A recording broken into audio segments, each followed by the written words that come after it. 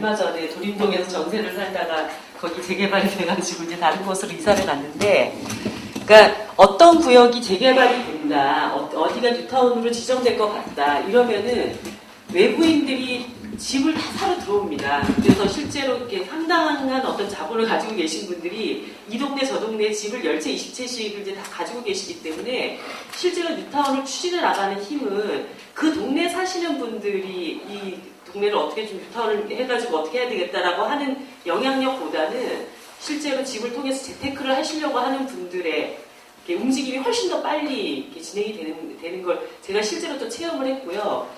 그러니까 원주민이라고 하는 것은 실제로 집을 가지고 계시는 가옥주도 계시지만 또 우리 구의 50% 이상이 또 세입자분들이 있지 않습니까? 근데 이분들이 뉴타운이 실제로 추진되면 집값이 상승하고 거기에 따라서 또 전세값이 상승하기 때문에 영등포 구 안에서 다른 그 전셋집으로 기존에 있는 전세 가격을 가지고 이사 가기가 어려워지는 그런 상태인 거죠.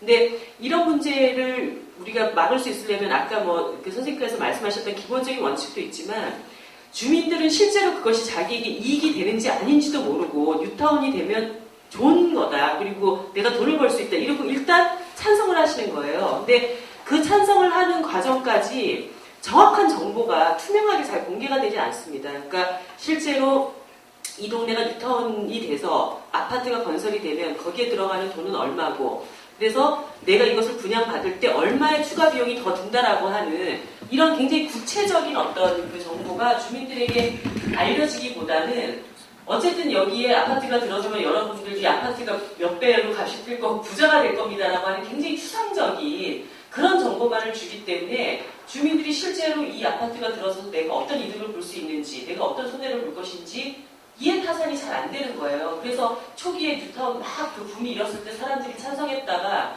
은평에서 이제 문제가 막 터지기 시작하니까 영등포가 은평에서 실제로 보니까 우리가 기대했던 그런 방식으로 뉴타운이 추진되지 않는구나. 그러면서 이제 갈등이 영등포 안에서 찬반 갈등이 증폭이 됐던 거 아니겠습니까? 그래서 어떤 방식으로든지 간에 원주민들에게 이 뉴타운이 진행이 될 때 여기 사시는 분들에게 어떤 이득이 가는지 정말 특히 재산상의 이득이 얼마나 가는 것인지 아니면 삶의 편리성이 얼마나 높아지는 것인지 이런 것들에 대한 정말 구체적인 그리고 투명한 어떤 정보 공개가 진행이 되고 뉴타운이 결정되는 방식으로 가야지만 이 문제를 좀 근원적으로 해결을 해나갈 수 있다고 생각합니다.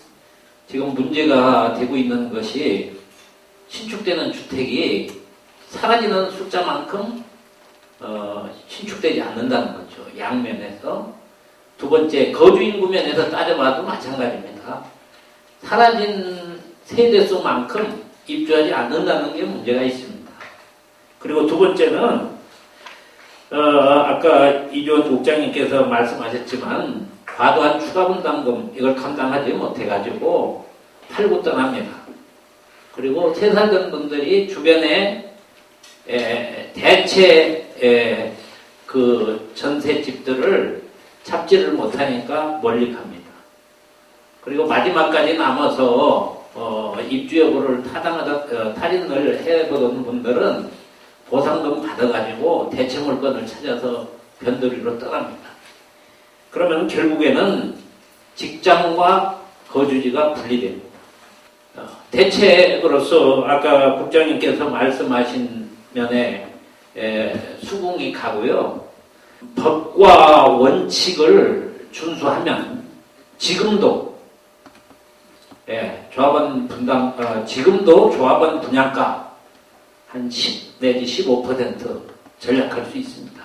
도시및 주거환경정비법 또 그에 의한 조합 정관 또는 추진위원회 운영 규정 또 그 규정에서 우위만 국가계약법 이런 것들을 제대로 지키면 조합원 분양가 많이 낮출 수 있습니다. 그리고 정착률 늘릴 수 있습니다. 이 질문에 대해서 혹시 또 우리 방청석에서 궁금하신 분 계시나요? 네, 저희 구역에서 추진위원으로도 일하고 있지만 서명결의서라는 것이 정말 각 공공관리에서 관리를 안 하고 있는 것 같습니다. 예를 들면 이번에 서명결의서 내용정명을 떼어서 보여달라고 했어요. 그랬더니 그 내용정명을 보여주는 데 가서 보니까 양식을 보여주고 있습니다. 그래서 그 왜 그러냐 했더니 그 제2촉진법을 바꿨더라고요. 자기네들이. 이러면 아무것도 안 보여줘야겠다고 써놨더라고요. 그래서 다른 법을 찾아서 보여줘도 이건 아니라는 거예요.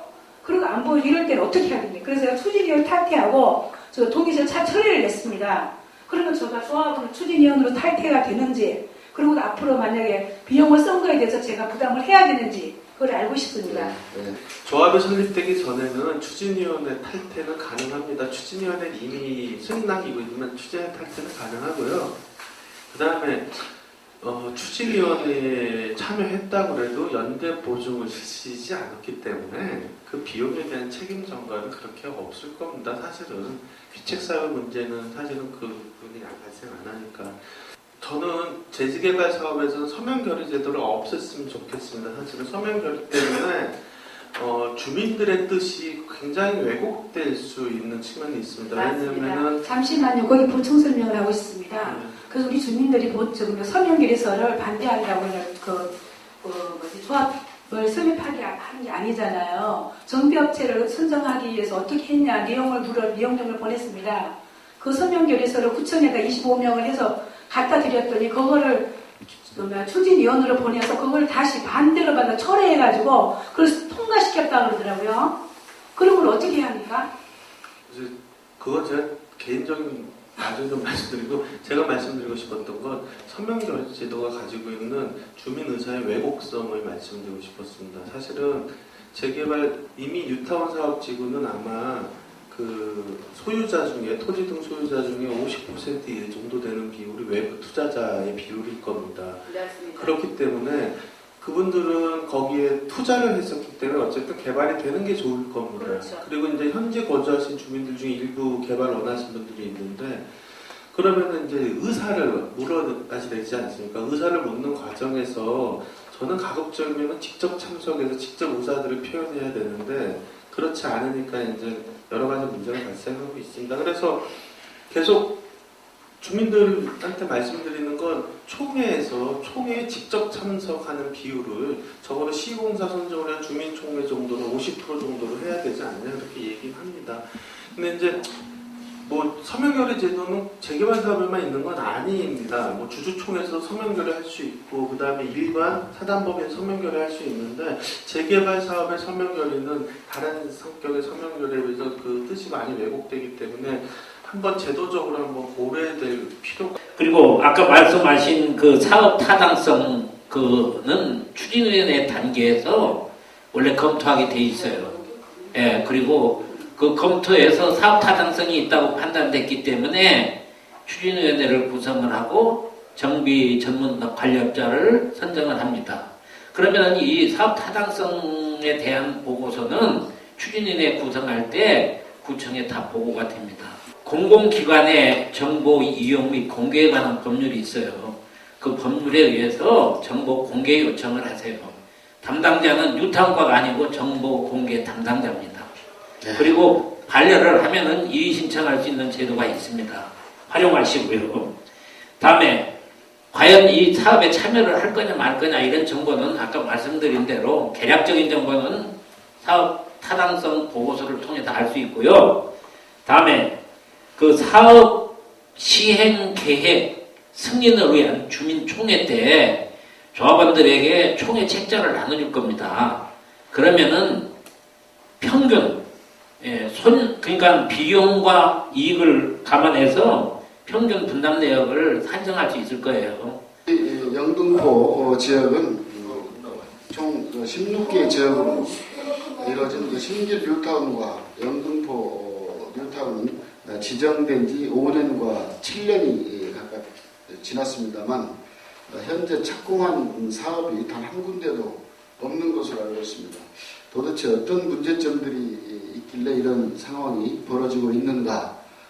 그리고 뉴타운 그 재개발 재건축 현장에는 항상 그 조합 비리의 자국이 끊이지 않고 있습니다. 투명한 조합 운영 방안에 대한 어떤 대책은 없는지, 이 부분에 대해서. 저는 이사 여기 영등포 이사 온 지 이제 10년째 돼가는데 처음으로 이제 재개발 모임에 한번 가봤습니다.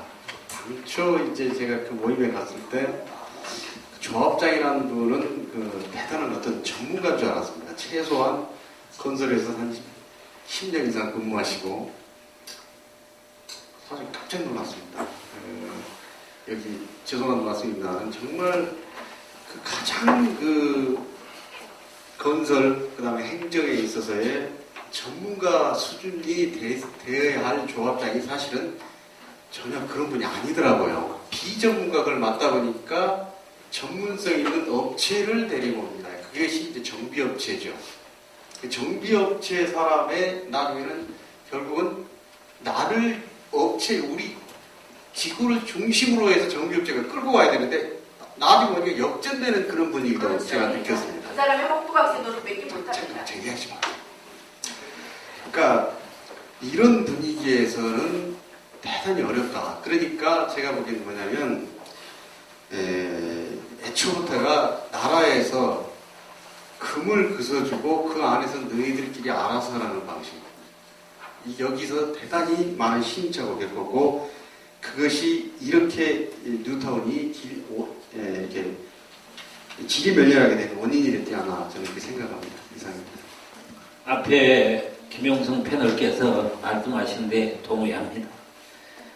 그리고 이 사업관리 능력이 부족할 뿐더러 이 준법의식도 굉장히 희박해요. 네? 이분들이 보면은. 그래서 아까 제가 어떤 방법으로 그들이 불법을 저지르고 추가 분담금을 늘려가며 조합의 돈을 빼돌리는가 그런 방법을 말씀을 드렸어요. 추가적으로 말씀을 드리고 싶은 것은 이런 것을 방지하기 위해서 서울시에서 지금 클린업 시스템을 인터넷으로 운용을 하고 있습니다. 들어가 보시면은 각 조합별로 홈페이지가 연계되어 있어요. 그리고 그 조합 홈페이지에 회원으로 가입을 하시고 승인을 받으면은 각 조합 홈페이지에 게시되어 있는 모든 정보들을 보실 수가 있습니다. 그런데 이 자료들을 잘 검토해 보면은 이 조합의 운영 실태를 어느 정도 알 수 있습니다. 그리고 이런 것들을 알고 나서 부정 비리를 예방할 수 있는 그런 방법들을 전문가들하고 의논하고 경험자들하고 의논해 가면서 적극적으로 활동을 해야 됩니다.